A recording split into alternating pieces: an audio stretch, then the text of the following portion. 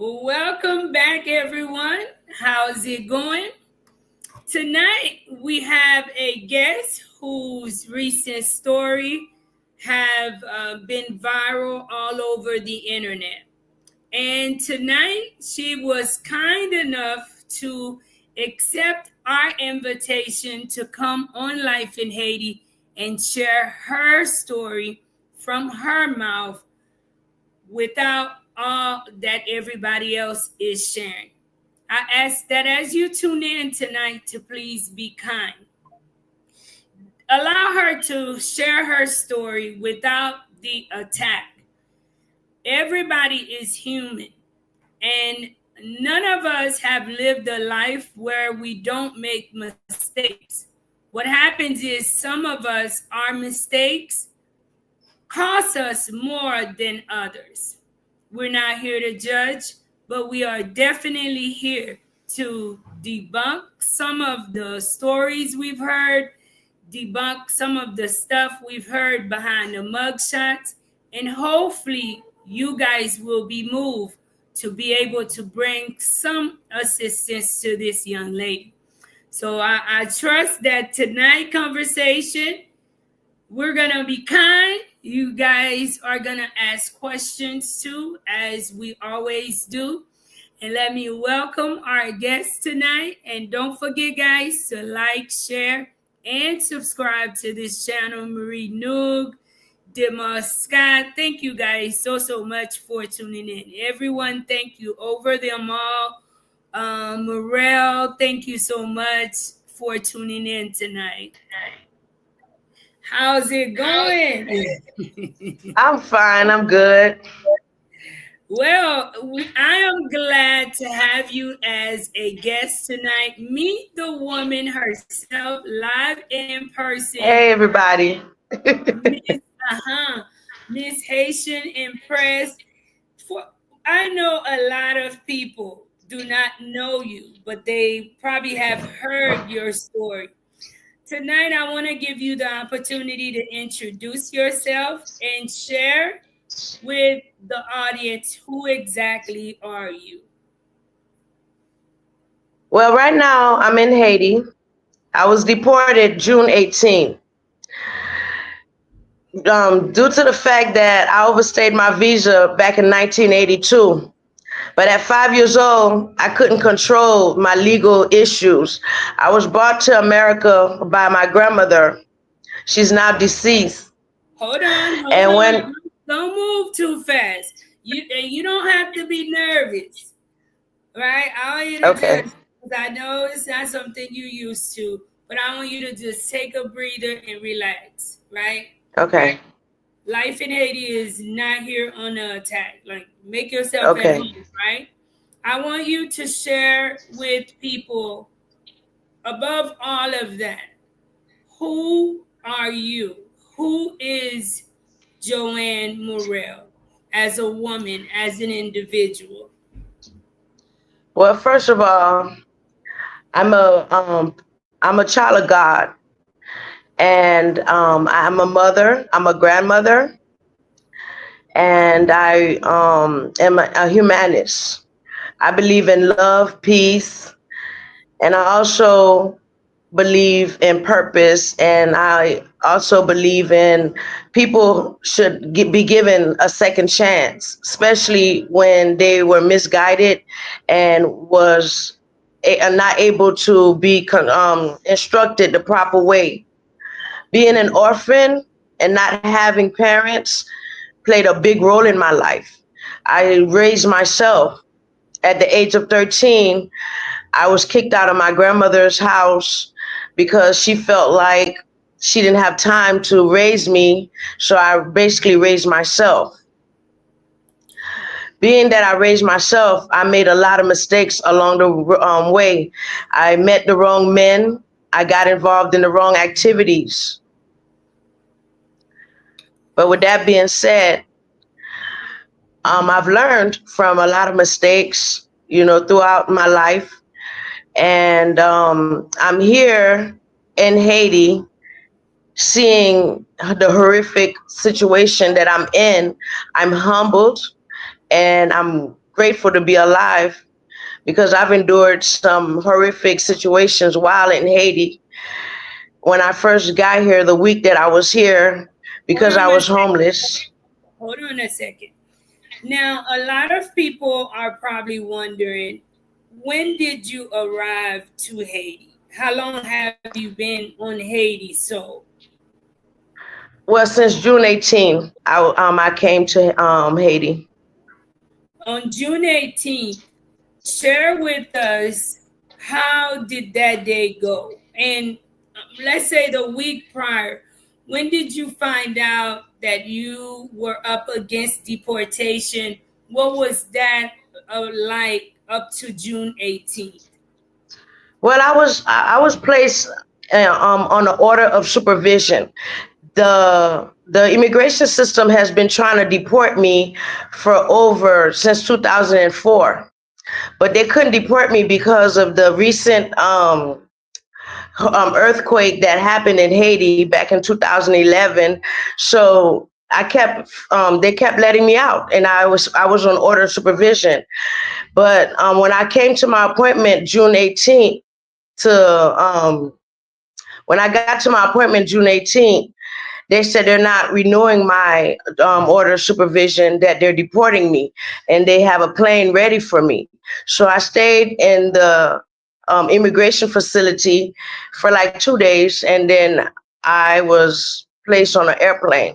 I'm sorry I said June 18th was the day I came to Haiti. I probably came to Haiti on the 19th or the 20th. I'm not sure. On the 19th or the 20th. Okay. So once they share with you, you're coming back to Haiti, I know that's devastating news. How do you prepare yourself to come into Haiti? What is your home life like in the United States? What are some support that you have supporting you through this transition? To be honest with you, at 47 years old, I was the head of my household. And I always been a loner. I stayed by myself. I didn't have no friends. I isolated away from my family because of the trauma that I endured in their hands. So being raised with Haitian family is it was not a um, typical life for me. I suffered under verbal abuse and mental attacks, and like I said, I've been on my own since I was 13. I struggled through life financially, mentally, but I always found my way back to reality. When I was deported, I was living alone in my own home in Titusville. I got arrested for misuse of 911 because I allowed my paranoia and the fear of my neighbors had me keep calling 911 nonstop, to the point where the neighborhood gained against me and requested for them to arrest me because they felt like I was a tyrant. When I got to jail for the misuse of 911, I immediately bonded out. Hold on. We're gonna get there, but I don't want us to go too fast. I promise you, we're Okay. gonna get there, right? But on June the 18th, let's just say rounding about, you're coming into Haiti. When you get to Haiti, when you on this plane, share with us what's on your mind. What are you thinking? You know, you already don't have a support. So I'm guessing now you leave your apartment and you don't have anyone that you can rely on to handle some things for you. So now you're on a plane and you're heading to Port-au-Prince, Haiti, or Cap Haitian. Where Yeah. originally are you from, and where were you taken once you were brought back to Port-au-Prince? I'm originally from Port-au-Prince, but ICE claimed that there's no airplanes flying to Port-au-Prince because of the gang violence. So I was left at OCOP. OCOP. I don't have no family, no friends, nobody, nobody. When I say nobody, nobody. I really relied on God. And I prayed that God would send an angel or somebody my way that would sympathize with my situation and guide me and maneuver me and house me until I can figure out the next step. Wow. So you I was just being brought, yeah, you being brought to Cap Haitian. You don't know anyone. So once you arrive there, what is it like? Are you deported with other people? Is we there other people on the plane being returned to Haiti? there was a bunch of us, maybe like 40 or 50 of us, a few women, and everybody knew somebody because I was the only one that was like 42 years in the United States, left at 5. So I was lost. I didn't know anything. I never been on Haiti soil that I can remember. So a lot of the people that were getting deported, they were getting deported like 2 years after being away from Haiti. So they understood the system and they understood the protocol. I didn't. I was blind to the fact. I was just placed here, gave ICE gave the OCAP airport some money for us. They gave us like $75 equivalent American money. They gave it to us. I didn't understand the money. I got extorted, exploited. They just took my, because I didn't know where I was going. I trusted in other people that came with me to take me places, to show me what to do and how to do it. We got a room for the night at OCAP.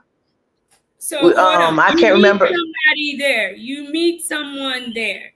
So Yeah. the person that you meet at the airport is just a random person that you start speaking to, Yes, right? just a random person And from that's, speaking with them, you quickly shared, hey, I'm just coming here.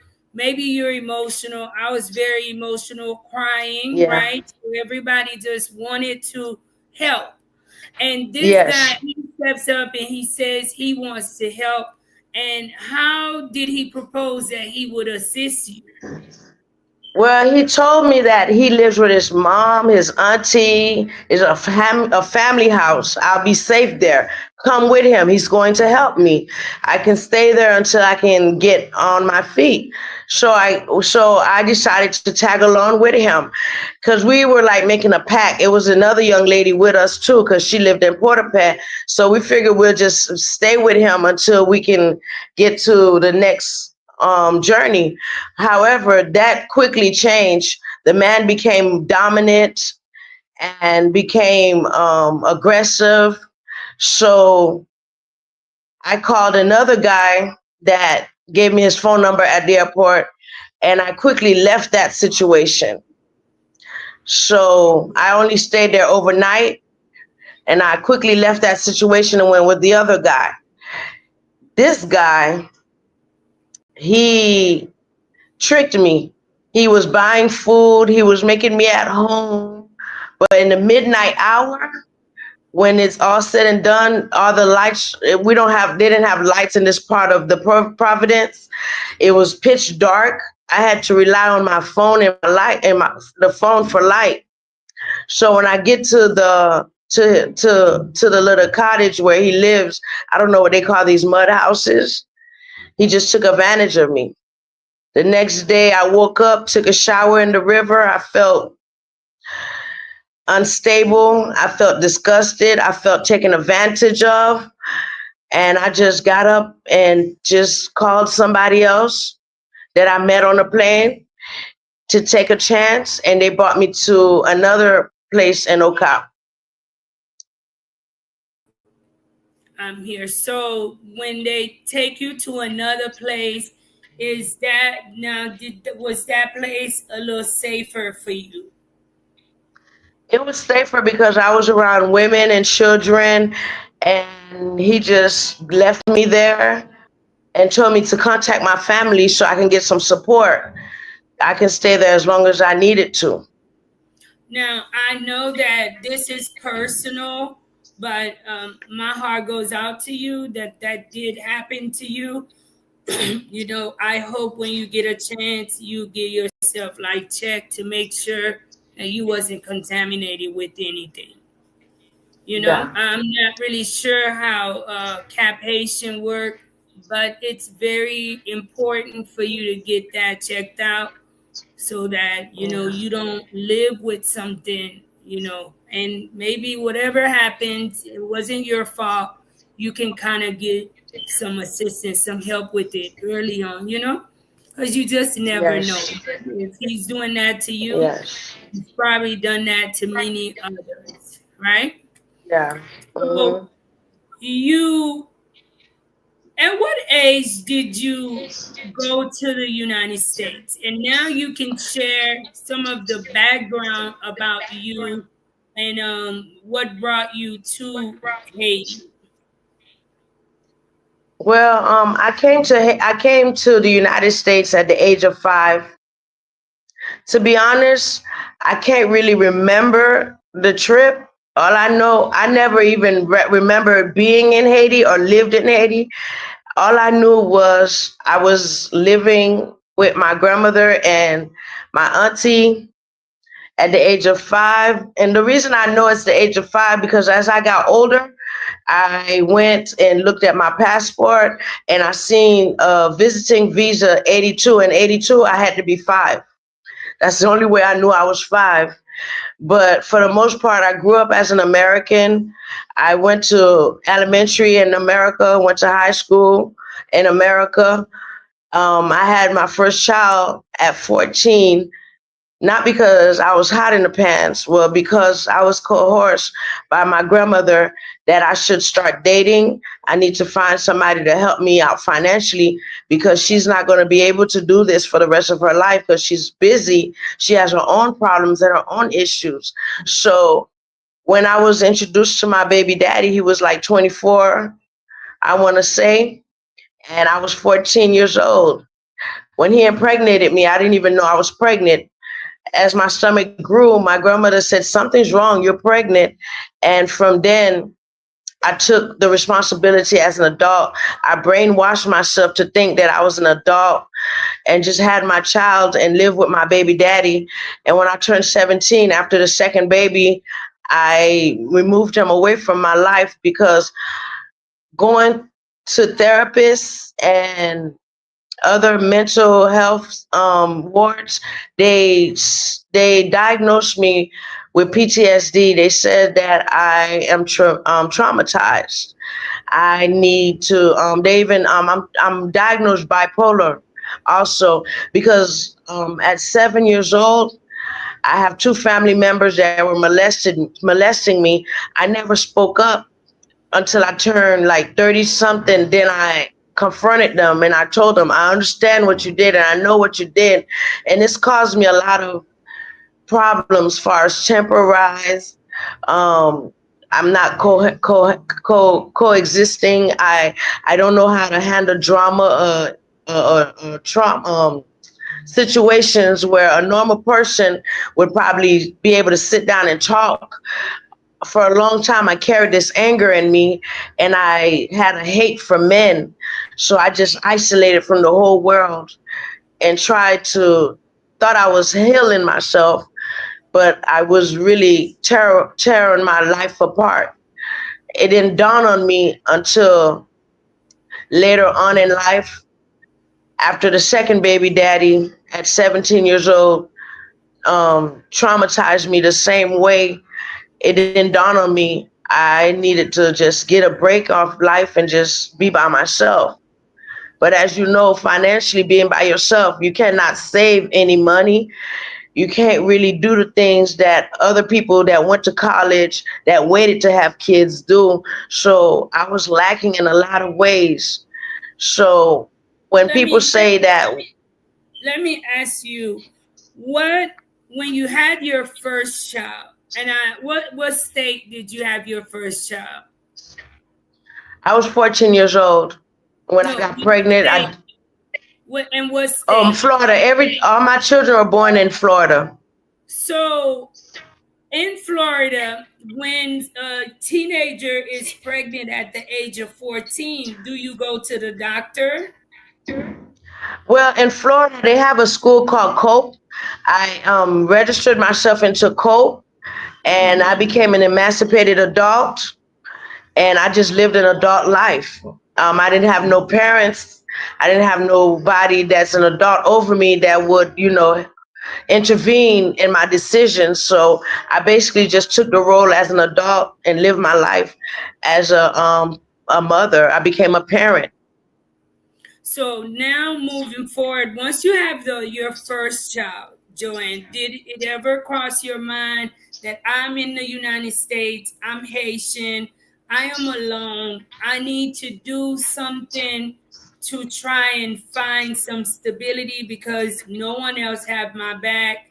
You know, you have the second child. Once you have the second child, right? Did it ever cross your mind to kind of slow down and, you know? I don't want to say that. Okay, I had my first child at 14. I couldn't legally go fill out any type of paperwork until I became 18 years old. So I was waiting for 18 years old to go fill out some papers. I was just living under the radar. You have to understand, I was taken advantage of by an older guy that got me pregnant, because if he knew better, he would have put me in a place where he wouldn't have gave me so many kids. He dominated my life. He controlled my ins and out because he was the breadwinner. He was the one who provided. So I had to listen to what he said do. I was not focused on immigration at 14 years old. I was focusing on living. I was on survival mode. No, I'm not speaking on immigration. I'm speaking just as a young lady living, and now you know you're a young mother moving forward, 17. You know, what was your last grade you completed? Did you continue to go to school, or how did that happen? Well, I dropped out of school at 15 to raise my kids because I didn't have nobody else to take care of them for me. I dropped out of school at 15. I was in 10th grade. But Okay. later on, I went and got a GED. Okay. Let's go into the audience, guys. Let's go into the audience. And thank you everyone for tuning in. I don't see hi Marie, this Hugh. How do I join? If I will share the link, guys, and you guys can come in and respectfully ask questions in a minute. Zotun asked, did he get arrested? Did he get arrested? The 24-year-old guy that um, had you pregnant at the age of 14? I lived in fear all my life.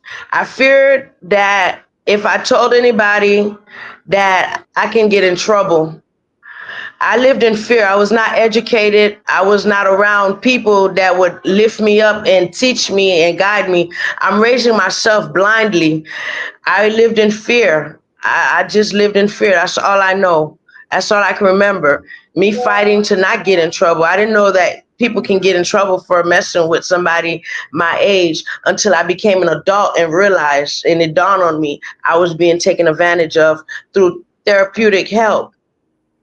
Wow. But at 14 going, I didn't realize nothing. All I knew is I had to keep the house clean. I had to open my legs when necessary. And I had to cook and I had to take care of the kids. That's all I knew. Wow. So once you turned 18, did you ever go anywhere, Joanne, and you filled out an application and they asked about your immigration status?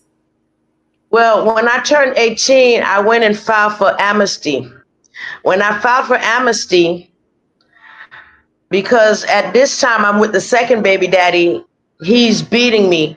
I'm in and out of mental wards, and I'm dealing with a person that is violent, and I lived in fear. So I went and hid out somewhere where I couldn't come out because fear.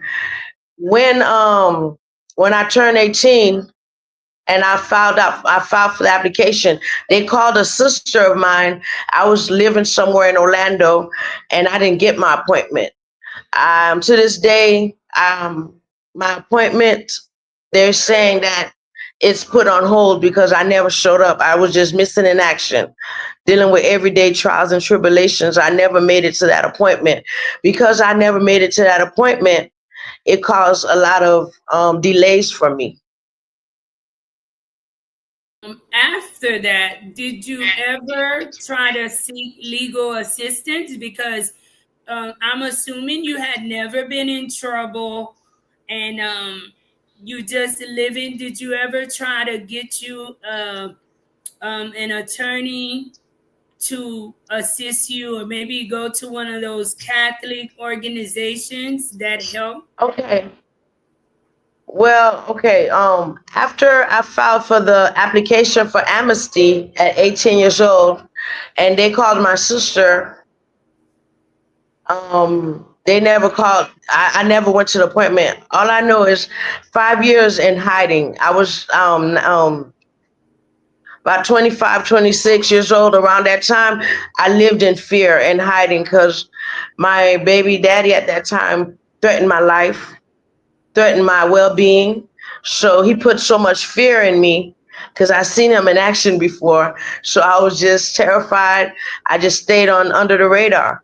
I lived in fear all my life. So because of your fear, you kind of pretty much was running Disappeared. away from your legal status and just disappearing, right? Yes. Let me ask you, now you're in Haiti, and can you share with us your current situation in Haiti, because you shared and you went viral? And there's a lot of controversy. I'll let you to clear that up. But share with us currently what your situation is and what led you to share your story with the rest of the world. Well, when I came to Haiti, I had a few dollars in my pocket. And after being exploited, extorted, people were charging me, overpricing me, giving me the runaround, taking from me. And I'm at my wits' end. I'm like, I need to hurry up and find me some stability. And I knew that Haiti doesn't have jobs. Haiti, I'm looking at the situation at hand. I really don't know my way around, and the locals really mess with people that they are familiar with. They're not going to give a deportee a chance. And by me being a woman, men were throwing their stuff at me, and because of the rape, I I just locked up. I couldn't communicate with nobody as far as dating them. So I got on my knees and I asked God, I said, please, I need help what to do. And the scripture came to me: ask and you shall receive, seek you shall find, knock and it shall be opened unto you. And I was messing around with TikTok, and I just decided, I don't know what made me do it. I just decided enough is enough. All my life, I never asked for help. I tried to let my pride lead me, and I try to do things on my own terms. I never seek guidance. And I just said, I'm going to put the video out. Well, immediately after I put the video out, talking to the world, hoping that someone can hear my cry and give me some type of advice, and here I am today. You came on the internet, I believe, as soon as you posted your video. A lot of people who knew of me and of my story, they were sharing it with me. In a day, I got like 10 shares, and I'm like, okay, I'm gonna reach out to her. I'm gonna reach out to her. Let me tell you something, Joanne. Coming into Haiti, sometimes I'm not sure if the people here. Sometimes I start to think it's intentional the way that people brain here is wired, right? People will do things to make quick dollar here in Haiti. You know, that's just their way of hustling. So it's very important now that you're gonna be living here. even when you're on the phone, to learn what the tax of the day, the rate is, to learn things that will help you moving forward so that people will stop taking advantage of you, and you can kind of learn your way around. So Yeah. now things are a little better. You've shared your story and you've opened up to social media. Have you gotten any assistance? Do you have a place to live? I mean, what is it like for you today? And one moment, Joanne. Guys, I do have her GoFundMe link. It is in the description. Anyone would like to assist this young lady with finding her a place to live. You guys know finding a place in Haiti is very expensive, and especially coming into this type of situation. Please, in the description, I also have her TikTok link. You can find her on social media. You can message her privately, and I have her GoFundMe link for anyone who would like to assist her as well. Yes. So, what is life like today for you in Haiti? Well, today, because of TikTok and the GoFundMe that I've started, I got like $700 so far, or well, it probably more now. I'm not sure, but anywho, during that time when I got that deposit, I was so thrilled. There's a neighbor next door that gave rented me a room, so I was fortunate to get the room. Now I'm focused on putting things in that room, such as refrigerator, food, water, because the house don't have no light and it doesn't have no water. So I'm working on those things now. But yeah, I've been able to move. Mhm. Let me ask you, what are some of your goals as far as what are you going to do? What is it that you think you can do to create a way of just making a living for yourself?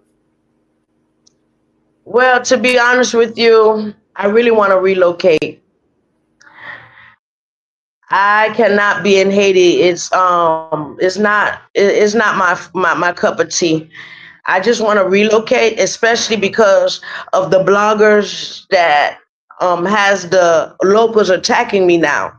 When I go outside my house, everybody just stare, or they shake their head at me, or they mock me, or they point fingers at me and say, "That's the girl that they were talking about. Yeah, she used to do drugs and she has 75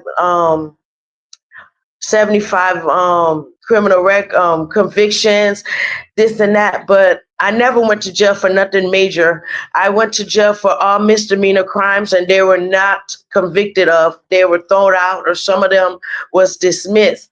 I went to jail for sure because, like I said, um, either me defending myself, or perhaps I'm in the wrong place at the wrong time. And far as the record, one of the blogs was talking about where resisting arrest is if the officer approach you and you go in combat mode where you're verbally defending yourself. You're resisting because you're not allowing him to put handcuffs on you. You're trying to talk your way out. That's considered resisting. Walking away from an officer is considered resisting. That's why they have resistance with violence and with not violence. And that was thrown out because the officer never came. You have to understand, being in the USA and being a minority, and already having priors, anytime the police come into your space, one or two things going to happen. You're going to jail, or they're going to let you go. Sometimes things happen where you can't control it. I go to jail, but I always bond out and I'm always released. And I learn from that lesson. You're never going to see a charge twice. Like I said, I was learning. That's all I can say. I was learning. I'm not a bad person. I don't go out and attack people. All these crimes were done on my property, self inflicted. I didn't attack no one or harm nobody. you know.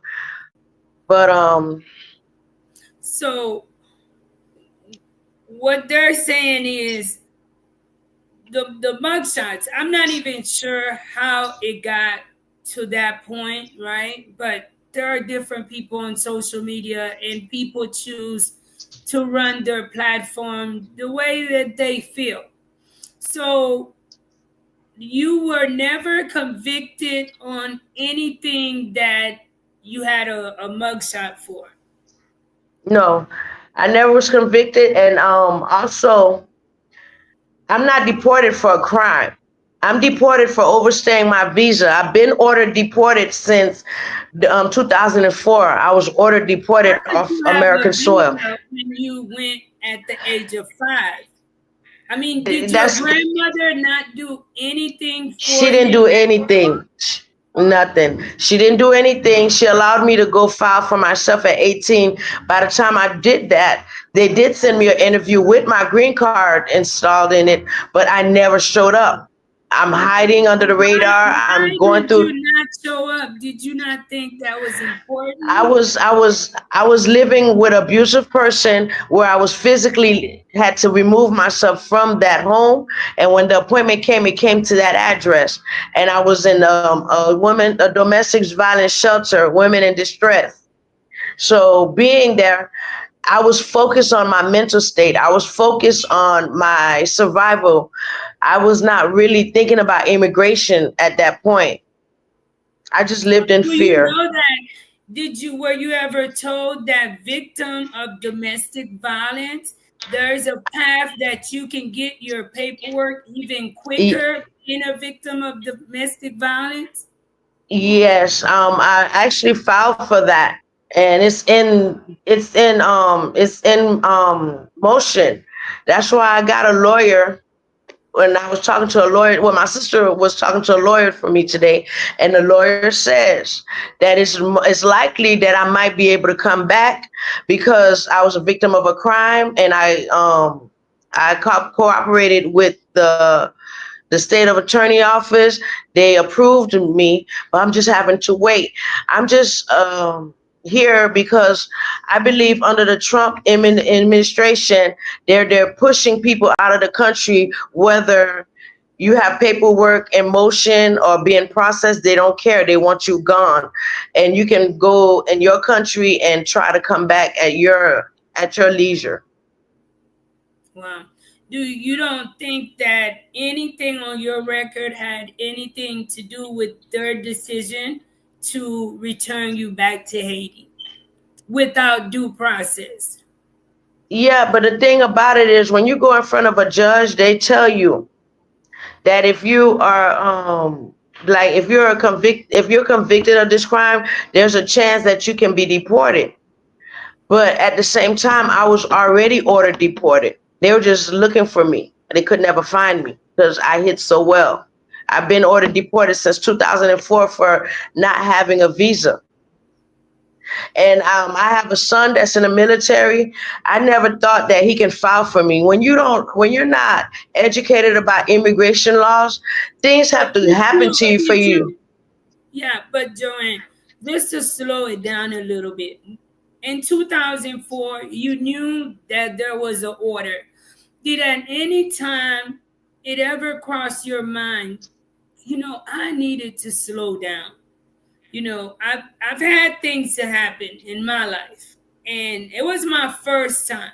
But I knew once God got me out of that situation, I needed to slow down, clear my space, clear my environment, clear my mind, and figure out the right way to live my life moving forward. So in 2004, when you being hit with, hey, we are putting a hold on you, this, and that, and there's a possibility you could be deported. And in 2004, it was a lot more relaxed administration in office where you could have actually went in and got that removed and taken care of. It never really crossed your mind to slow down and take care of that. At that time, I was being mentally challenged. I was going through a manic stage. I was not mentally stable. I was in and out of mental wards. I just lost my mind. I just allowed depression to get the best of me. I was feeling sorry for myself for all my past mistakes and my lifestyle and my regrets. So I just went blank. I mentally just went blank. I just wanted to die. I had many attempts of suicidal thoughts.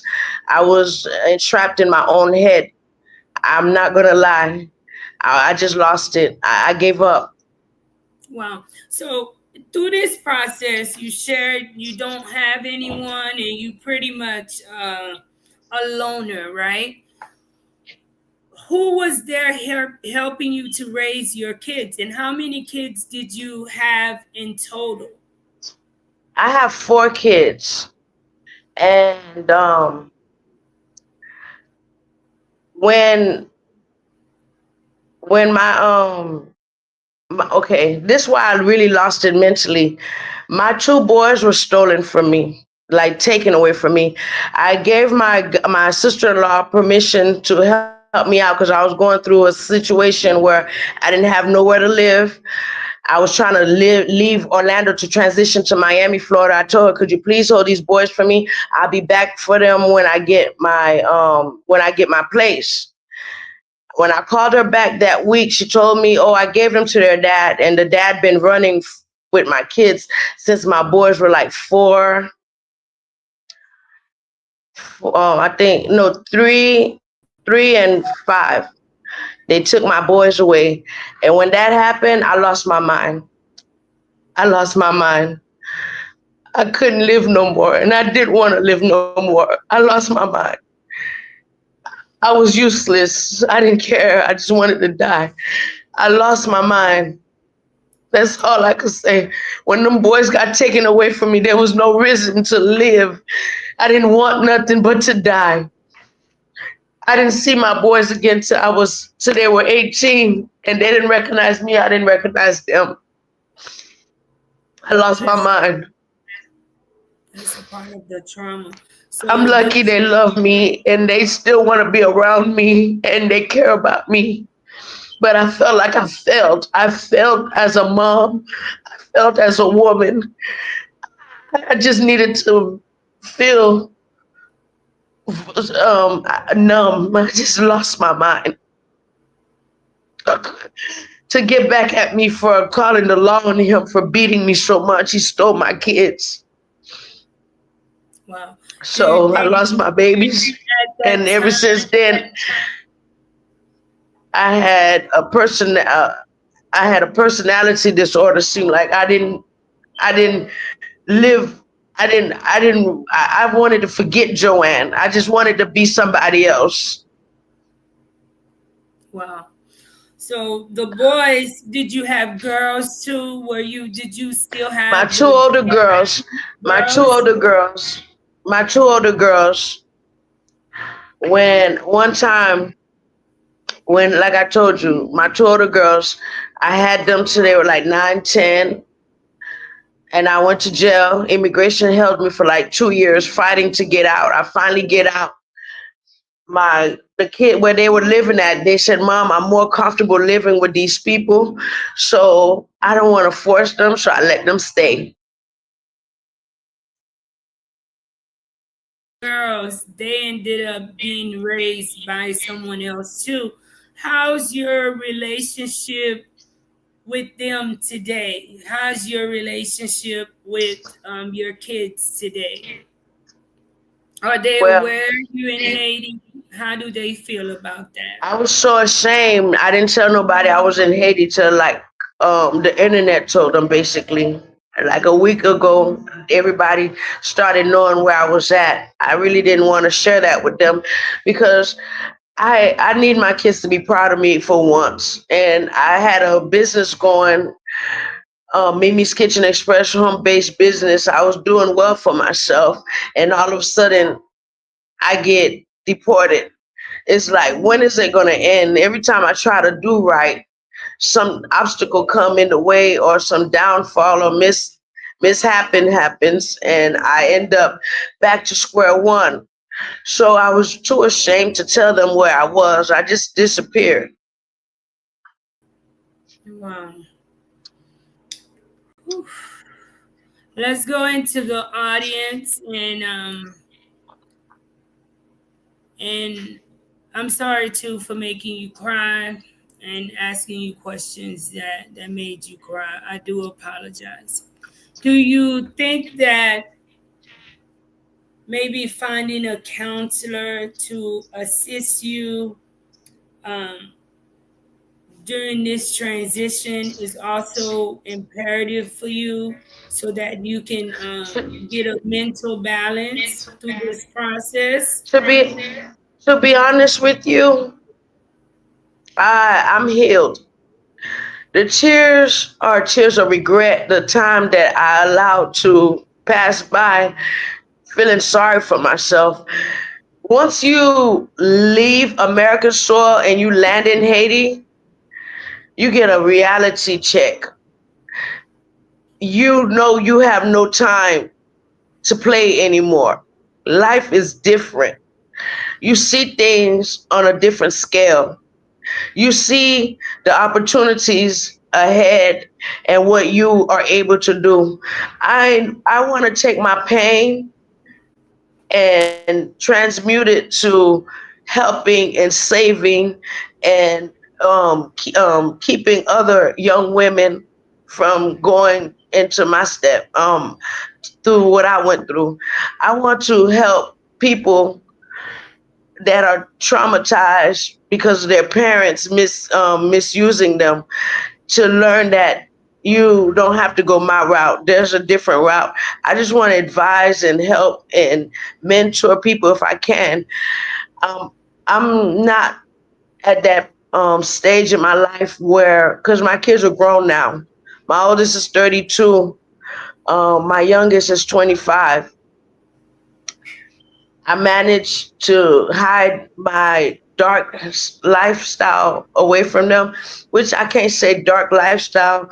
My mistakes were always my mistakes. They were never engaged around me. I just want to move on. Basically, I just want to move on, get a new fresh start, and do not look back and do what I have to do because I know feeling sorry for me is not going to get it. Um, Going back and resorting to the negativity is not going to be permissible. I just need to move on, get myself situated, and basically live.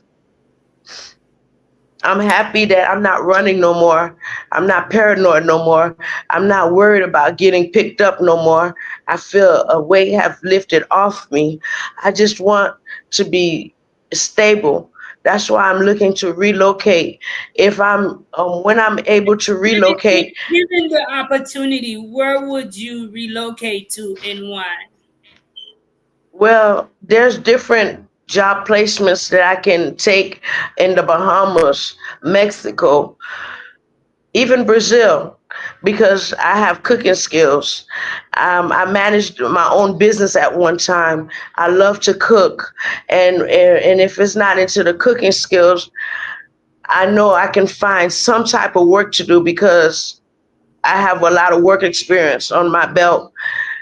I just know if I'm able to work, I can save money and I can be stable, and I can make ends meet. Yes. So where would you think about moving to? Either Bahamas or Mexico. Do you have people there that could receive you? Yes, I do. You do. Have you spoke with them maybe in a way that they could assist you too in the process of trying to get out of Haiti? Yeah, I'm working on that.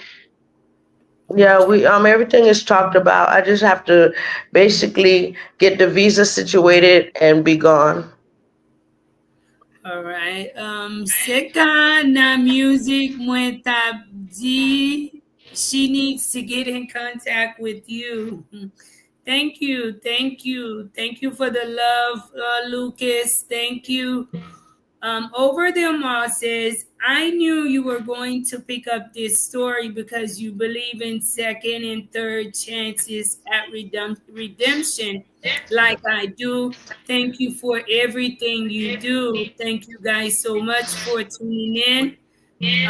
Pella, say amen. Hi, Marie from Scott. Hello. Out of many, we are one. And shout out to Haiti, guys, for being qualified. Guys, Port-au-Prince was on fire. How was it for you on your side yesterday on the enchantment? Did you have joy around you in Haiti? Even in the midst of the pain, okay? Did you have some joy around you yesterday? Who are you With talking to, me or your no, to you. Were there happy me? people around you yesterday in Haiti? I don't get out much. I stay indoors. I don't get out much because before coming to Haiti, I was told Haiti is a type of place if you are too friendly, you can be taken advantage of. And I heard about the kidnappings and all the craziness. People were talking in Florida. So I really, since being in Haiti, I've humbled myself. I've it's like I transformed. I tell people all the time. I joke around. I says, if you want to get your kids straight, send them to Haiti. Haiti will get you straight ASAP. Oh, wow. Haiti will get anybody straight, right? Marie Nook says, good Yes. evening. Good evening. Good evening, Marie Nook. How's it going? Bon bagay, partagez live là, partagez s'il vous plaît. Hi Marie, how do I join? I will share the link, guys, and allow a few of you guys to come in and ask questions respectfully. Um, to come in and ask questions respectfully, guys. I did share it, so if you would like to come in, please come in and ask respectfully. Tom Ford, hi Miss Marie, my love. Hello, Tom Ford, how are you? Zotunes, that's light work, but the other 47 arrests, is it really 47 arrests or is this Um. exaggerated? Yeah. But listen, I don't know if you guys understand the criminal justice system. But it's like, okay, I remember 2004, I got a child neglect with no great harm, meaning I left the kids home alone because I had to go to work. Who else is going to help me? So when that happened, I immediately took probation because the girls in the cell was telling me, if you take Hold on a probation. second. Hold on, Joanna. You said earlier you had never been convicted of any of this. So you had Okay, been no, I convicted. said yeah, in 2004 I was convicted for child neglect. Because So you it were was not a convicted. conviction like I went to trial. I just told the judge, please give me probation. I need to get home to get to my kids. Anyway, I took the probation. They gave me 2 years probation. Every 3 months, it was a violation, whether it was for what do you call it when you violate, technical violation. I kept violating. That's not showing up to court. I kept violating warrants for not showing up to court. That's probably what the accumulation was. But they're not deportable because they're non-violent charges. That's what I was trying to break down to the people that were trying to accuse me of being deported because of my criminal activities. If that was the case, I would have been deported a long time ago. So now with probation, it comes with it will not be on your record if you successfully complete it. You did Yes. not successfully complete it, and you had several, where you Technical charges where technical. So what ended up happening with that? Did you end up having to do some county jail time? What was the final result of that? I think when they keep taking you in for violation of probation, they accumulated how many times they're taking you in, and they credited you time served and took the probation off my belt, and I was free to go without no more probation. And it was a misdemeanor. Yeah. Well, okay. So, I'm not sure, guys, about 47, but sometimes people will, but I don't know I what. think it's more like 21. I think it's more like 21 because my sister even counted them. My sister says like 21. But like I said, we live and we learn. Sure, you make I mistakes. can't go back. I can't go back. I was not a rebel. I was not a hoodlum. I was not a street bandit. I was just an individual dealing with her own mental battles and her own adversaries within. I was just going through it, the motion. And I was like in a bad, I had bad people around me. I met guys that would beat me. I had to defend myself. I met guys that steered me in the wrong path. I lost a lot of time. I was never in a good relationship. Do you think that in a way, maybe the way you were leading life, you were attracting these bad people into your environment? Yes, I realized that. Yes, because you attract who you are. Like I was thinking like, oh yes, I'm in Haiti. But just because you move cities, if you bring that same person to the city, ain't nothing going to change for you. That's why I took it upon myself to cleanse myself, purify myself, and get myself mentally stable and be alone for a while.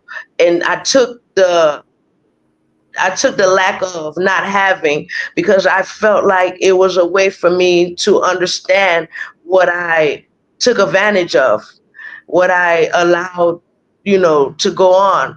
So trust me, today I'm not making those same mistakes. I'm not quick to be vulnerable and quick to make decisions based on what's handed to me. I really think about things now.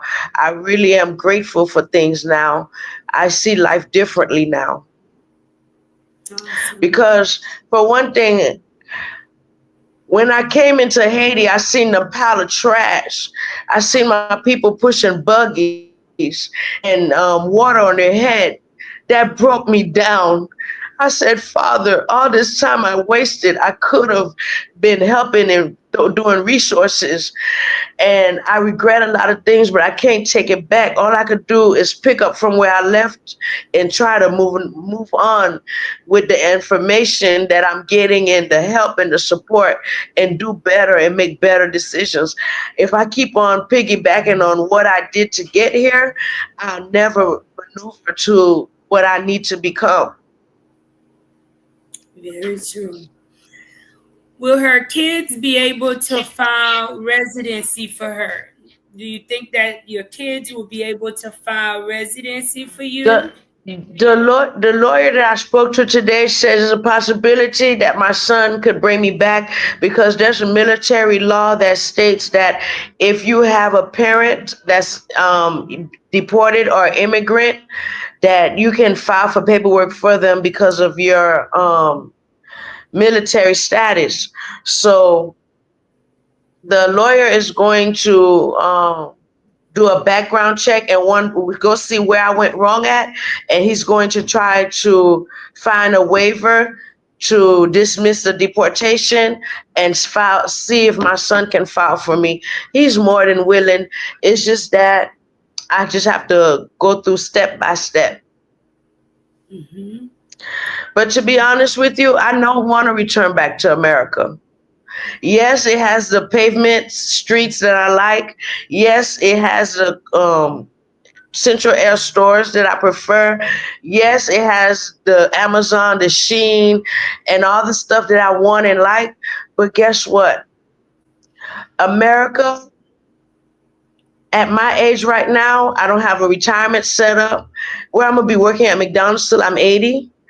My country is the best country because it offers you entrepreneurship. It allows you to establish yourself. It doesn't judge you according to your grade level or your pedigree. It goes. They treat you as an individual. Like if you have the money to invest in a product and you're willing to stand on a street corner and sell it and become a millionaire off that, you have the opportunity. When I was in America, to file for my LLC, I had to pay every year. I had to renew it. Then I had to pay taxes. Then I had to pay And you for don't know, the. you don't know Haiti all the way, Joanne. The minute you get on the scale where they see you doing something that's positive, they're gonna pull up on you and make you pay taxes. You're gonna have to file that LLC or legalize Oh, your business. So a lot of people think Haiti is lawless, but Haiti is not lawless as a lot of people think, okay? Because I even had to recognize my YouTube channel as a business because if you are doing certain things, you're gonna have to let l'État, right, the government know who you are and where are you getting this income from. So there's a lot of corruption which leads people to think that Haiti is lawless, but please do not run with that. Haiti is li konsa pou paske gen an pil moun ki pap jere anyen nan peyi ya. Men kou we wap jere yon bagay ki serye nan peyi ya, the law of the land will apply. But yes, you're right. You do have an opportunity here, especially you on the north side. I'm not sure, how it is, but you have an opportunity here to start your life over without being judged. yeah. hmm But how come after all these years she never married someone to get her papers?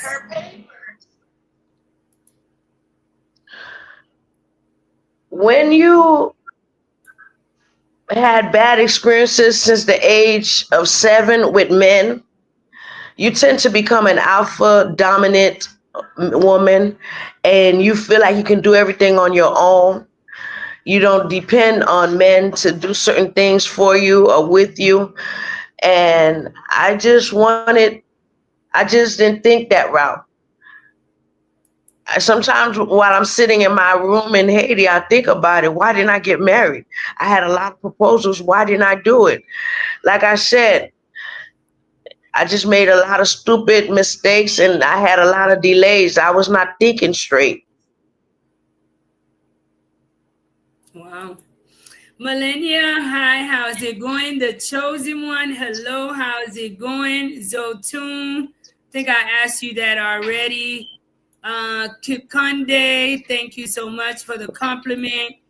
The chosen one says, this still happens today. I met a young lady with a similar story. She is so strong. She moved into a domestic violence shelter to get away from him. She feared him because he had more money. Miss Ketley says, good evening, my sister. Glad you have her as a guest. Thank you. Pepla says they've been brainwashed. Willing says good evening. Zotun, people are asking if you have a son in the military. Is he helping you financially? Well, I didn't. I don't really want to force my kids or push onto my kids to do anything for me. If they hand me something, I would be grateful, but it's not something that I'm obligated to receive. You know, a lot of Haitians feel like when they struggle with their kids are supposed to take care of them. Me, I didn't raise my kids. Remember, the dad stole them from me and ran off with them, and I didn't meet them till they were 18 years old. Yes, since being in their life at 18, I've made a lot of accomplishment, and I've tried to buy their love and, get a relationship with them. But they don't hate me. It's just that it's just a little time. We are healing. Which is understandable. You guys know how it is with repairing your relationship.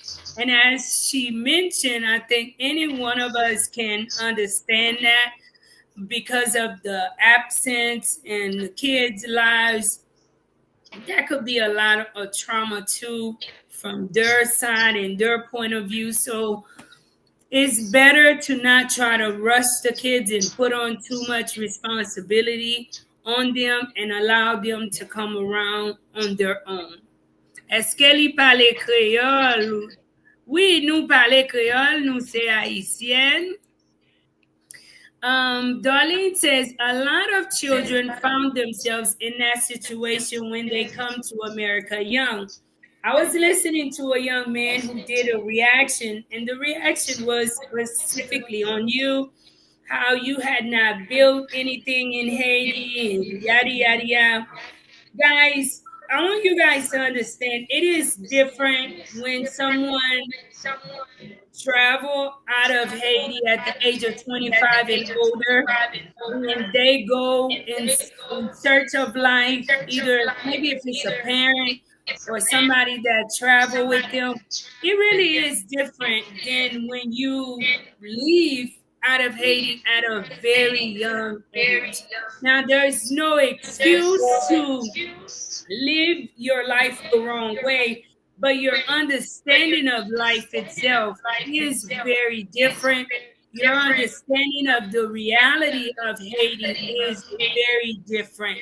So, in her situation, I could see why she didn't make certain decisions because, first off, she was taken to America by her grandma, but her grandmother did not teach her much about Haiti, and we hear, um, what she did teach her. So I don't know. We have a little thing in the background. Is it? Does someone else have the live playing near somewhere? I have an echo on your side.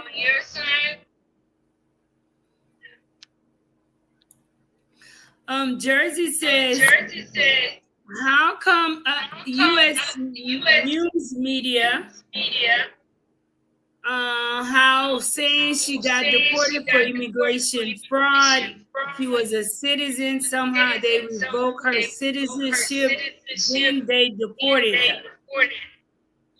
Do you know anything of that?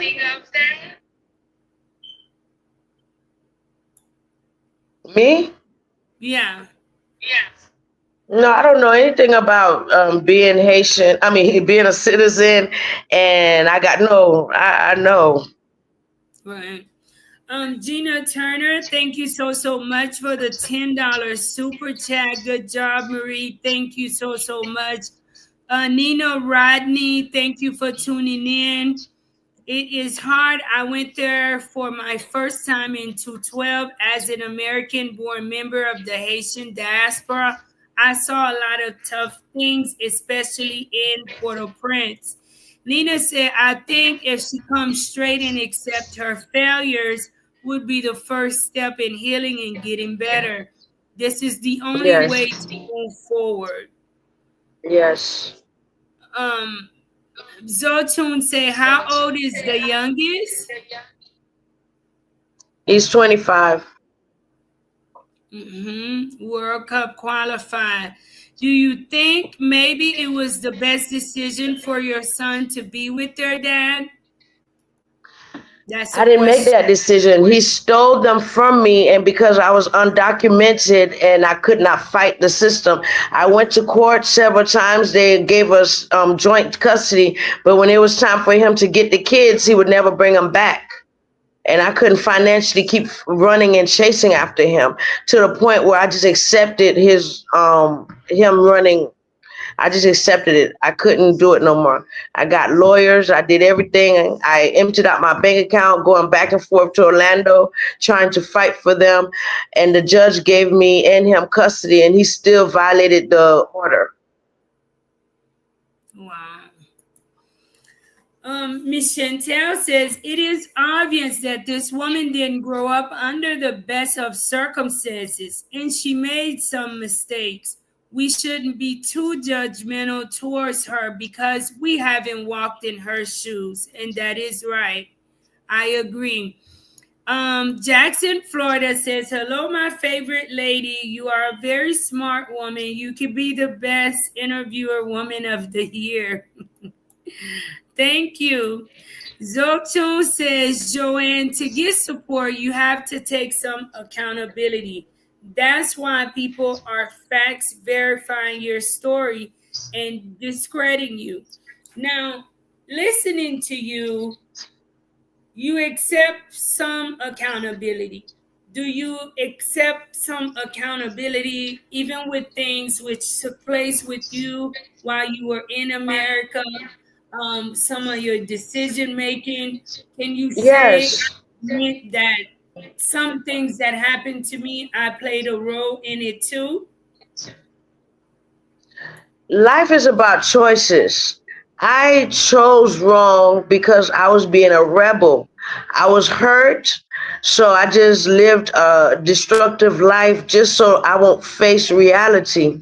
I understand where I fell short at. I allowed my pain and suffering to take over my um I just let pain and suffering take over my best judgment. I agree. I do take accountability. But what I'm saying now is all that happened to me for a reason.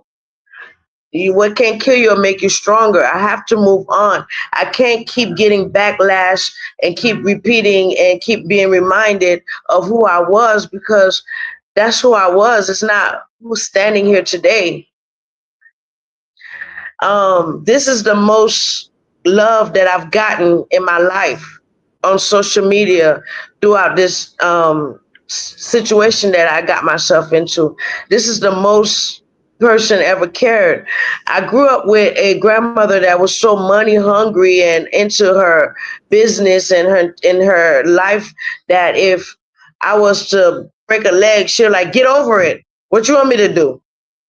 You got the other leg. I never had this much love and empathy and support and guidance. Since being on social media, I've met some wonderful people that would just here and there, like text me and, pray with me and tell me that they love me. I have a special lady that I just met on social media. She's coming to visit me just to show me the other parts of Haiti. And I've had some great people. Like sometimes I just cry, but God says that I have to put myself in a place where I feel like I deserve this love. For a long time, I didn't allow no one to love me. I did things in secretly.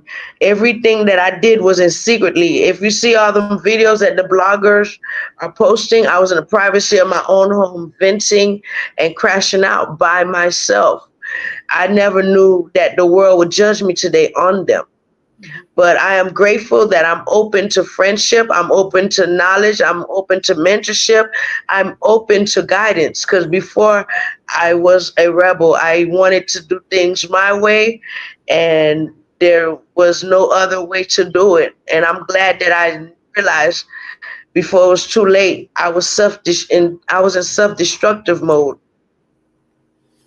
Zotun says, by the way, I had sent you $50 in your Thank GoFundMe you. 3 days ago. I appreciate you. I thank you. When you send money in GoFundMe, they give you a name of the people that send the money. I wanted to do a post thanking them, but then I didn't want to out them. So GoFundMe allows me to put a heart or say thank you. I've been going down the line thanking everybody because, to be honest, nobody owes me nothing. As far as I'm concerned, if somebody give you $20, that's a blessing because the American government has went through a shutdown recently, and is a crisis over there with the food prices are going up, the rent prices are going up, the gas prices are going up, and the lack of work, because they have AIs doing most of the work for them. So they're laying a lot of people off. And I am so grateful you took time out of your busy schedule to come entertain me, even though most of the situation I'm in is self inflicted. Wow. You guys, please, in any way that you all can, please support, help her to get her life together here in any way that you can. As you guys know, a dollar is a huge help because we didn't send you to work for that, and it's just from the kindness of your heart. If you check in the description, you're gonna see her GoFundMe link.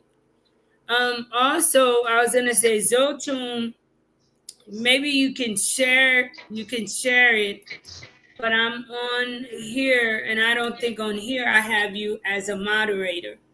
But yes, if any of my moderators they have it, they can also share it. Anything will help her. What do you see yourself doing in the meantime in Haiti? Could you teach English? Is there anything that you envision giving of yourself to the community while you're here? Well, I was thinking because I'm going to meet up with this lady in a week, and she says that she's going to show me some things that I could be doing. So I'm waiting for her to come and we can have a meeting. I've had some job propositions in cooking and managing restaurants and hotels. So I'm going to soon be doing that. But my thing is, as a humanitarian, I'm basically focused on if if all this bad publicity don't mess me up, I would like to go to the schools and see how the schools are ran, if the kids are having lunch, or if I can tutor some kids, because I know in America they have Spanish, French options in school, but because this is already a French speaking country, I would offer my services as an English speaking help to the kids in school. But I would first have to get someone that's over that to open that door for me. That's why I'm always posting videos explaining myself, because I don't want my past to determine my future. I do not want anything that I've dealt with in my past to make me look like a big bad monster. And it never was that case. I'm a whole grandmother. My grandbaby's 10 years old, and I wouldn't hurt no kid. I wouldn't hurt nobody. I'm very humble. I'm very respectful. It's just that when I'm attacked by um, people that attacked me, I didn't know the proper way of going about it. But through help with my therapists that I've had in the past, they've taught me about the fight or flight method and the breathing methods, and how to just walk away and don't really defend myself, because 9 out of 10, when somebody feels something about you, you can't convince them otherwise. And Yes. through Maria's help, she's been counseling me and helping me cope with disruptions on the internet. Like, I have a video that called the bloggers Malere mean think peasant. I didn't refer to them as, I was not referring to the audience or to my supporters or to people. I was referring it to one blogger specifically that called me out of my name, cussed my mother's guts, But listen, and it I really. tell you, don't forget your thoughts, but social media grants anyone the opportunity to get on here. I have trolls. There's nights I come on and people are saying all kind of things. You're gonna have to grow tough skin, especially on the platform you're at, TikTok. Like, Yeah. my people on YouTube are a lot more conservative, but TikTok is just, they're just wilding out. And understand that these people really, they do not know you personally, and they're just passing their judgment, right? Please do not allow what people have to say to disturb you. Like, Yeah. I myself being in that same situation, having been returned, I'm just one track minded. And I focus on the people who see the best in me, who support, and that want to see me do better moving forward. And those are the people like I put in my bosom, I communicate with, I listen to, I take advice from. People have done all sorts of reaction videos, and I would not reply. You guys know on my platform, like you, I'm very, very patient, and I have control of myself too as a woman. You can say whatever you want. I choose what I watch. You choose what you respond to.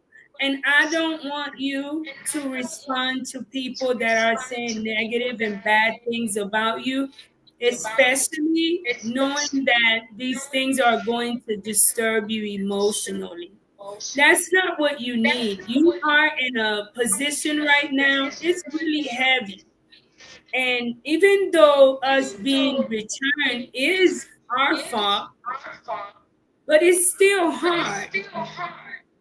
You know, being away from your family, being away from things that you're familiar with, and you're still human. I'm human. If you pinch me, I will still bleed. If I pinch you, you will still bleed. You cry, you laugh, you smile. You are still human. So I'm here to share with you and to keep you above at all time. Focus on your platform. Share with your people. Hey, this is what a day is like. Share whatever you want to share and just focus on Yes. your end.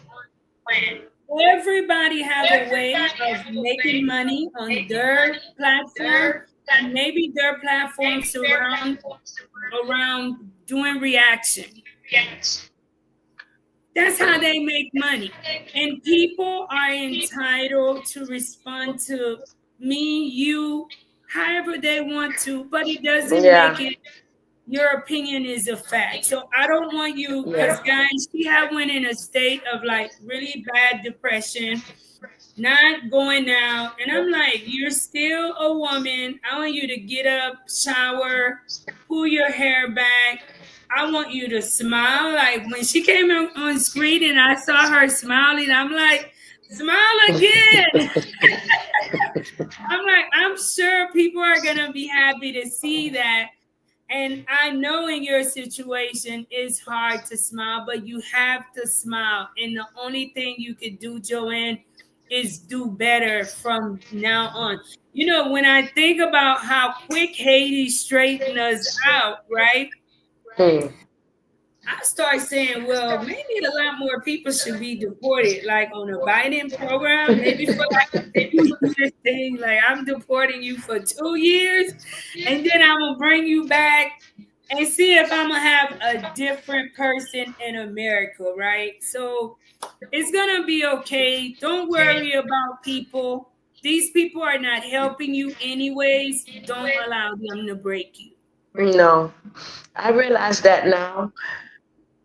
But that was just a quick reaction, and I'm understanding my position now, and I'm not gonna let nobody beat me out of my cool again.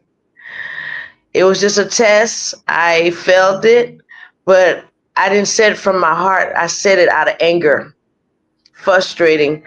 And God had to remind me what the journey is, what the mission is. The mission is not to go piggyback and talk back and respond back to negativity.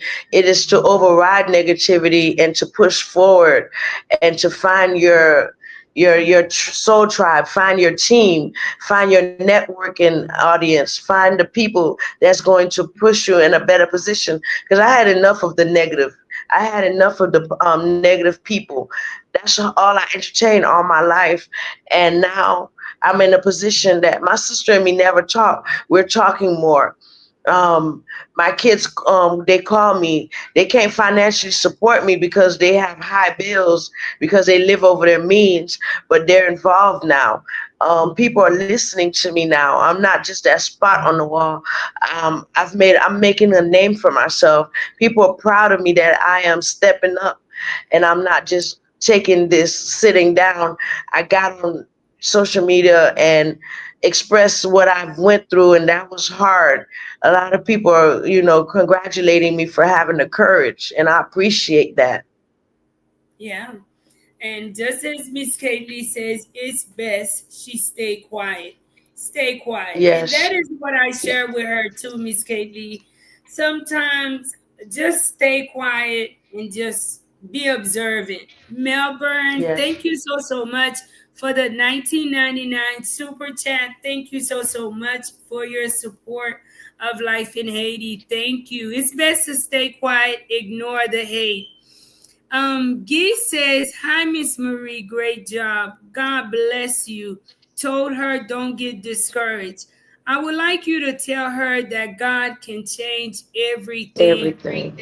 and God can and will change anyone. The main thing is recognizing the path that we've taken is not good and making the decision to change that path. That's all Yes. we have to do." Any last words, Joanne, you'd like to share? Anything that you think Okay. Yeah. you could share? How is it adjusting in Haiti? I mean, how is it adjusting? How are you enjoying the food? I mean, tell me something good. That was something good, even in my pain. I liked it. Tenez griot, malgré griot, Well, parler même, you know? well, the thing about it is the area that I moved into. One thing about Haitian people, even if you come in and you can't relate to them, they love new people. They embrace me. I feel like I don't have parents. I feel like I gained a mother. I have an old lady that I can go to and tell her if I have a pain. She makes tea for me. I have young men that knows that I'm not used to carrying water. They carry water for me. It's like it's a network. If you live in the neighborhood, they take you as family. They're a little shocked about the videos and they've been isolated. But today, one lady came and talked to me. She says, "I'm sorry for what you went through." She was shocked that I got raped, and I feel loved in Haiti. I'm not alone. Like a lot of the people that are speaking against me, they're more Haitian people want to see the best for you. They're like schooling me, like they're being hard on me because they expected better for me. They expected me to go to America and after 42 years coming back as a diaspora, not a deportee. They're just a little bitter because I made all the wrong choices. They're very particular about their name. Haiti is a resilient country. We fought to have the first country of independence. We have so much pride in ourselves. How dare me go to America and make a mockery out of our name? So that's what I'm getting from the feedback. I really, really embarrassed Haiti. So now that I've done that, I want to make up. I'm just asking the population, the PEP, could you please allow me to make up from where I made a mistake at? I have a little more time before I'm an old woman. Let me pick up from where I left, from what I've done. Let me get fix things so I can help better my country. I can help pursue an entrepreneurship that'll help the massive. I can't do it if I'm always being attacked. Just give me a chance. I apologize. That's all I can say. I can't make excuses because there's really no excuse, because my kids grew up in rough situations, but they managed to finish high school. One is in the military. You know, my daughter didn't have children at an early age. You know, my other daughter is in California, stable and doing well for herself. So there's no excuse. Hard times supposed to make better times. I just got stuck in the system where I just wanted to numb myself. Well, I can use all those negative things that I did for a positive output today. Definitely. Yes, you can. Are you still in Cap Haitian? Yes, I'm in Cap Haitian, but I'm not going to be here for so long because, like I said, I didn't have no options. I didn't have no propositions. I've been meeting some wonderful, strong women of God that's been mentoring me over the phone. And hopefully, I would be somewhere else because I'm a girly girl and I gained all this weight from just sitting around not doing nothing. I plan on going to the gym I told to you to start a walk. gym class. Huh? I told you to walk around the neighborhood. Yes, I plan on doing that because thanks to TikTok, everybody knows me. I got on the transportation camionet they call it. All the guys were like, "That's her. That's her. That's the girl on TikTok." So leave. So they kept they didn't they made me feel uncomfortable, but I'm known now, so I'm safe. So I'm just I'm gonna not use that gonna to my lie to you. advantage. I don't see. I'm not gonna say because you've had bad experiences, but Haitian people, Joanne, are not violent like people think. Like I've had it where I'm somewhere and they recognize me as the young lady from YouTube, and most of the time they're just staring at me. They don't know how to approach me, and rarely will you find that someone in Haiti is going to like just attack you for no Yeah. reason, you know?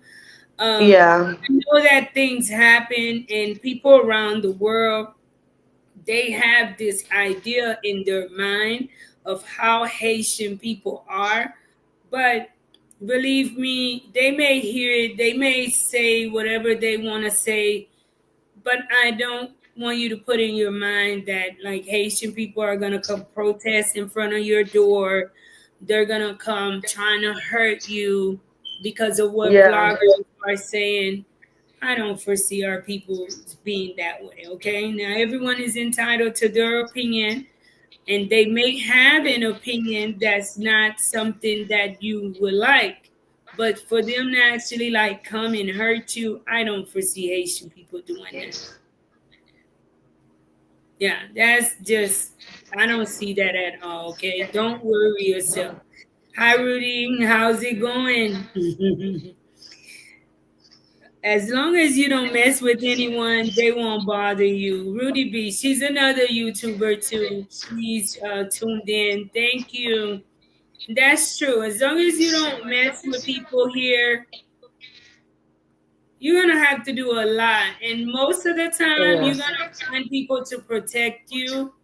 Like, be Yeah. like, "Kite damna, palme deal," or whatever. It's gonna always be someone Yeah. that's trying to balance it out.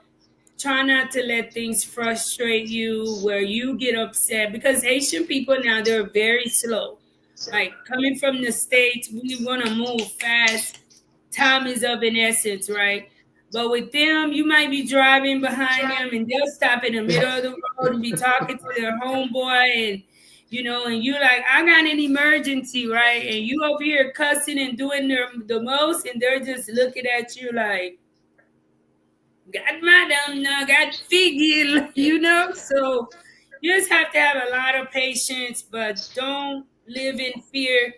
Don't be like hiding. Yeah. Stop thinking that, and stop watching those vlogs.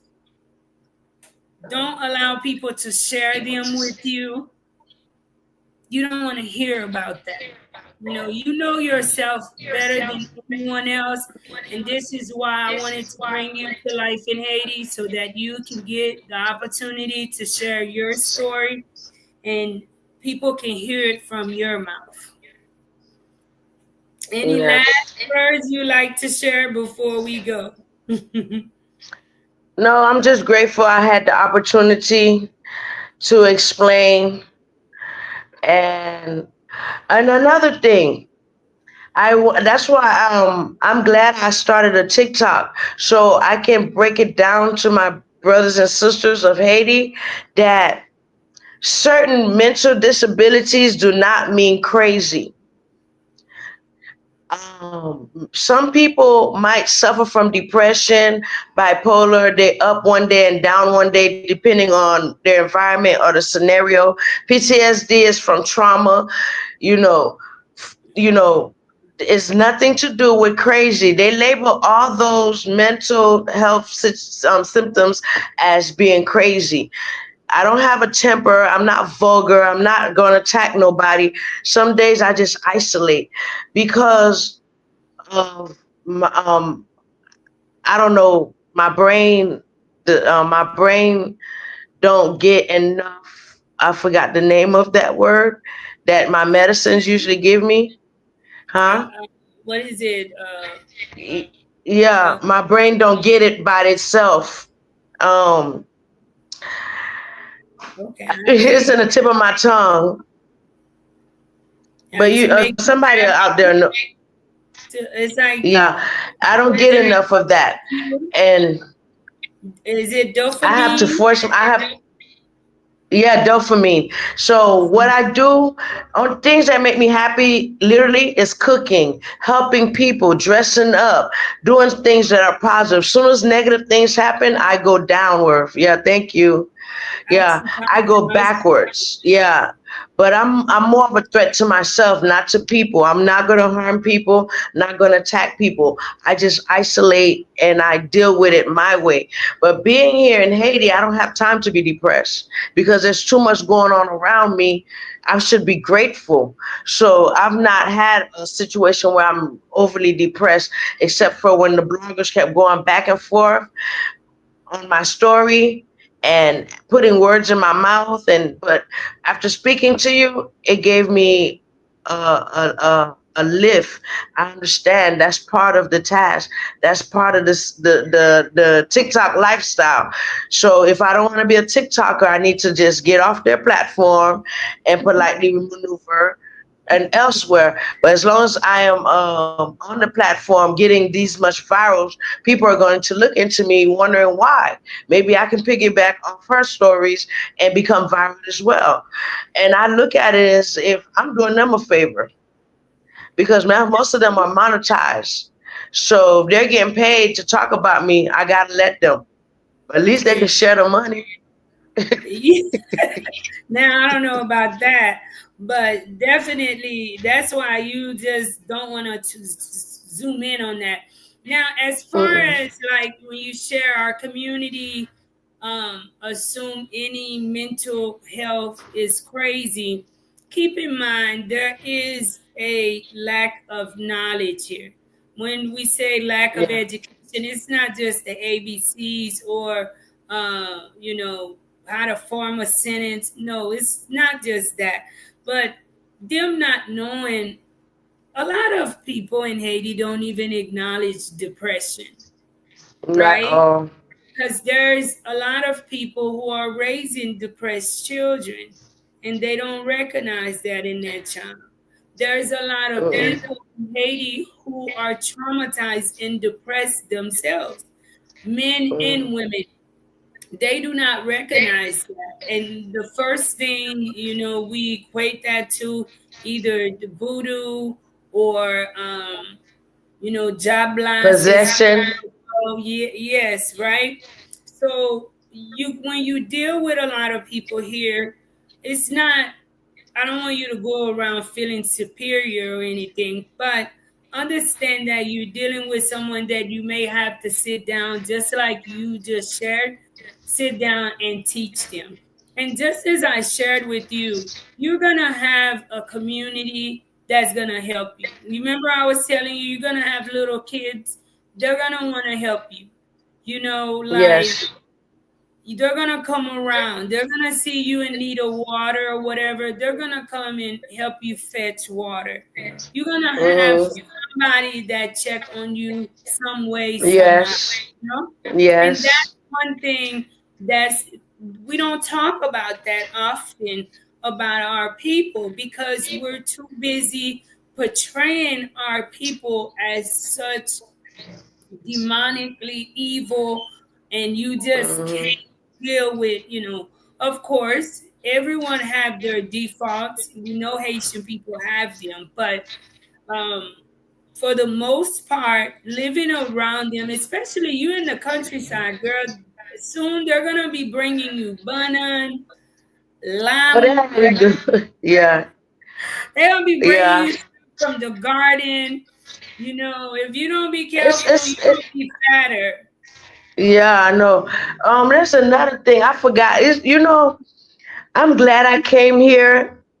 To be honest, You I've came never back felt here. so free because I kept having a dream. I gotta go to the country. I gotta go and find peace. It was too fast for me.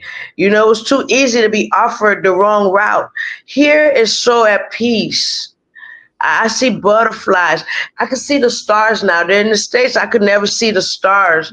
The You can feel like you can touch them right. It's like we're close. Yeah, there's benefits of being here for me mentally, to be honest with you, because even at my worst, I feel blend in. I feel like I'm around my people. I don't have to wear the lashes. I don't have to wear the clothing. We all in sandals, muddied feet. We all just happy. We share a meal later on.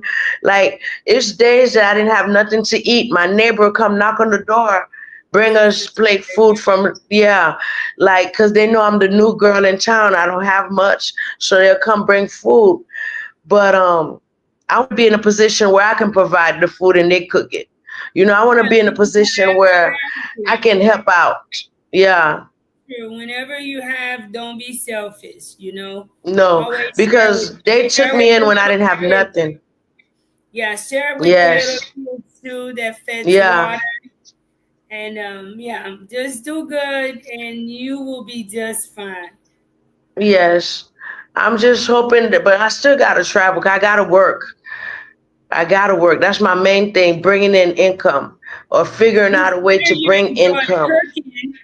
You share you enjoy cooking. I don't know, maybe there's some way somewhere maybe you can start selling wings or something. You know, just Yeah, start I'm small, working on the like connection. I'm doing working. doing doing it just American style, and Mm-hmm. somewhere keeping it clean and also service with a smile and bringing people Yes. to you. You know, if cooking brings you peace, even on your TikTok, I would surround my TikTok with cooking. You know, a lot of people that Yes. I follow, that's what they do, and cooking brings them peace. So everything you cook, film it, share it with people, and Yeah. people will That's follow coming. and enjoy that too. Yeah. Once I And you get can also, stable, huh? listen, you can also be sharing, doing your TikTok while you out there selling and interacting with people. Yes, that's coming. I just got to get a stand, to hold the phone up. Then I have to get tables. Then I have to learn where they go get the meat from. God All is that gonna takes bless you money. with all that. It got, listen, just trust him. I came into Haiti Yes. in your same, I, if not worse. Just trust him. And I tell you, Hmm. be aware of your environment, stay focused, and trust God, and everything is gonna be okay. Everything's gonna be okay. Of course, I'm pretty sure people who are watching, they know that for you to have a small business, you're gonna Uh-huh. need some equipment, and you don't have certain things. And slowly but surely, God is gonna bless you with those things and more. Yes. In due time. Hopefully, when you guys do a checkup on me in 90 days, Sure. I will be My doing house is something your more house. productive. You're welcome here at any time, and definitely, I will be doing an update to share with people how you're doing. And with my phone line, it's always open. If you're feeling down, you need someone to grab you out of it. I am that friend that will do Yes. that. Thank you. You're I welcome. appreciate it. You're welcome, Joanne. And I thank you so much for coming on the show. You guys, please show her some support. I do notice one person have already donated through the live. Thank you guys so much for your support. And thank you, Thank Joanne, you. for being here with us. Tell your friend I Thank said you. thank you for allowing you to use the internet for us Yes. to learn. Yes. Actually, I'm going to talk about to come here to study and start doing some type of something in there because the place is nice and got lighting, got Wi-Fi. It's a radio station, an old radio station. See what he tells me because this will be a nice place to come and work. Awesome. You never know. Just Yeah, be you never careful, know. man, please, because you don't Okay. have the best of luck, Joanne. Don't mislead these guys. Like my whole team is men, but luckily I have not had a bad experience. But one thing Mhm. about me, I have a way with the guys, and there are certain conversations I do not have. So just Mhm. be very, very Yeah. careful, okay, to But protect yourself. since my experience, I deal with men that have wives and older men. Like this man, he's a lawyer. Yeah. He just helping me out because he sees like I don't know nobody, and he sees that I'm motivated to do something productive. So he'll give me advice legally. Because he took me to go do ID. He took me to go get my birth certificate. Oh, He's teaching awesome. me the ropes. He's a lawyer. He just left. He told me that stay as long as I want. Just lock up and leave. But I have to go 'cause I'm scared to be in the dark in Haiti by myself.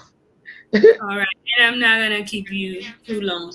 Thank you so Okay. so much. I'm sure the whole audience is thankful you stopped by and shared your story. Go ahead and make it home and call me and let me know you made it home safely. Okay. Thank you so much, Marine. Thank You're you for welcome. having me. You're Bye. welcome. Bye bye, baby. Bye bye.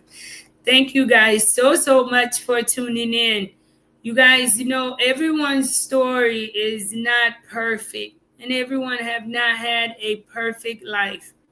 I am so thankful today for the person that I have become, and I am one that should and cannot ever judge anyone. Maybe I did less and someone else did more.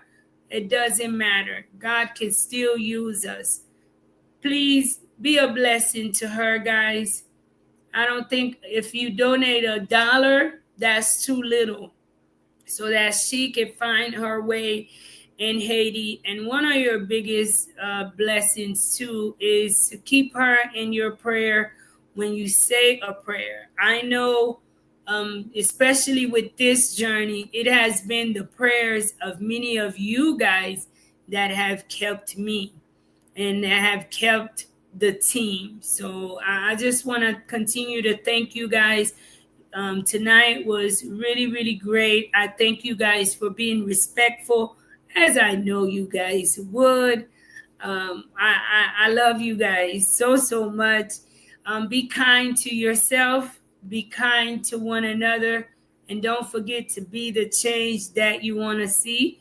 And if you've been watching and have yet to like, please share. This young lady's story went viral, but with everything that's happening, I have not seen anyone to invite her herself to their platform and allow her to share her story. Today, she had the opportunity. Please share it with others so that more people can get to hear from her story, guys. Thank you guys so much. Till next time. Love you guys. Have a blessed night.